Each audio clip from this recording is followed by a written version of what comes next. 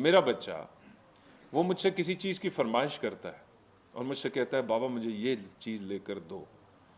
تو جب میں اسے کہتا ہوں ٹھیک ہے انشاءاللہ میں آپ کو لے کر دوں گا، اب آپ اس بچے کے دل میں جھانک کر دیکھیں نا، اس سے وہ یقین ہے جو اللہ اپنے بندوں سے چاہتا ہے، اس کے یقین کا جو درجہ ہے نا، اگر ایک بالغ شخص اس درجے تک پہنچ جائے نا تو یہاں وبالآخرۃ ہم یوقنون سے مراد یہ ہے، ایسا یقین کہ جو اس کو معلوم ہے کہ میرا والد مجھے یہ چیز لے کر دے گا، تو کیا ہمیں اپنی موت پر یقین ہے؟ ایسے نہیں ہے۔